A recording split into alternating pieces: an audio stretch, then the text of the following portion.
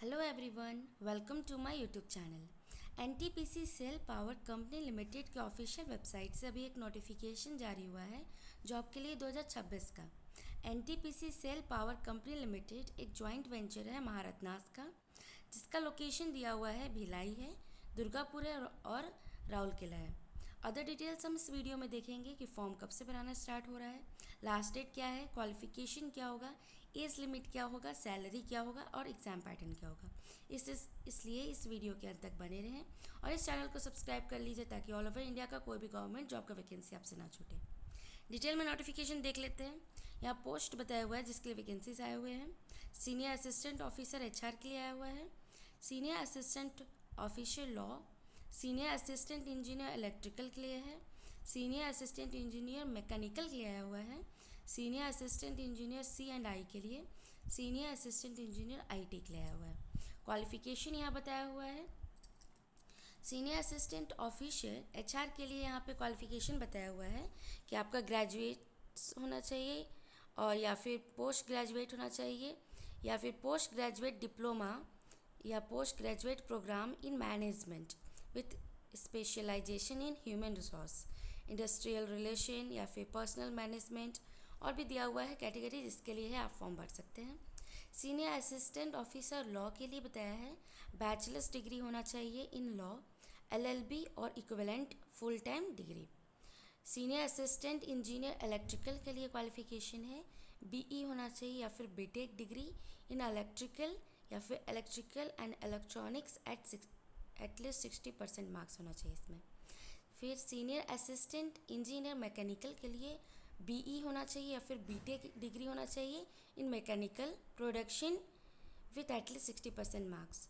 Senior assistant engineer C&I के लिए है BE होना चाहिए या फिर BTech degree in electronics and control या फिर कंट्रोल एंड इंस्ट्रूमेंटेशन या फिर इंस्ट्रूमेंटेशन एटलीस्ट 60% मार्क्स।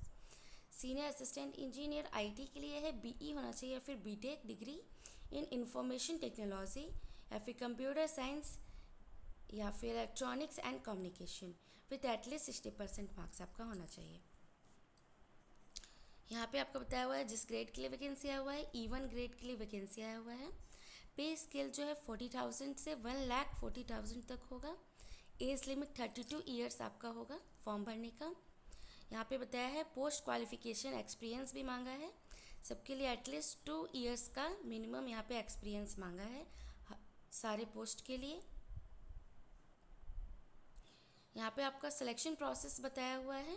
आपका यहाँ पे ऑनलाइन टेस्ट होगा, एक सब्जेक्ट नॉलेज टेस्ट होगा और एक एग्जीक्यूटिव एप्टीट्यूड टेस्ट होगा। 2 टेस्ट होगा आपका और फिर उसके बाद आप इंटरव्यू देंगे। इसमें 85% जो वेटेज होगा वो ऑनलाइन सिलेक्शन टेस्ट पे होगा और 15% का वेटेज इंटरव्यू मार्क्स पे होगा।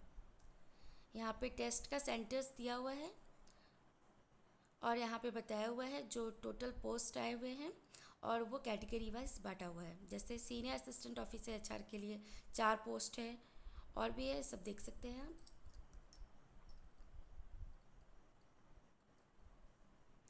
यहाँ पे कुछ रिलैक्सेशन भी दिया हुआ है, आप इसको डिटेल में देख लीजिएगा।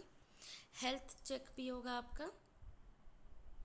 जनरल इन्फॉर्मेशन एंड इंस्ट्रक्शंस दिया है रिगार्डिंग फॉर्म भरने का।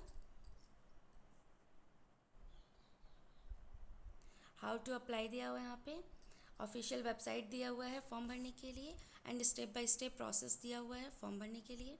आपका फॉर्म भराना स्टार्ट हो रहा है 7 सितंबर 2026 से और लास्ट डेट जो फॉर्म भराने का है वो 22 सितंबर 2026 है। पहले आपको इन्फॉर्म कर दिया जा रहा है और ऐसे ही लेटेस्ट अपडेट के लिए इस चैनल को सब्सक्राइब कर लीजिए ताकि ऑल ओवर इंडिया का कोई भी गवर्नमेंट जॉब का वैकेंसी आपसे ना छूटे। Thank you.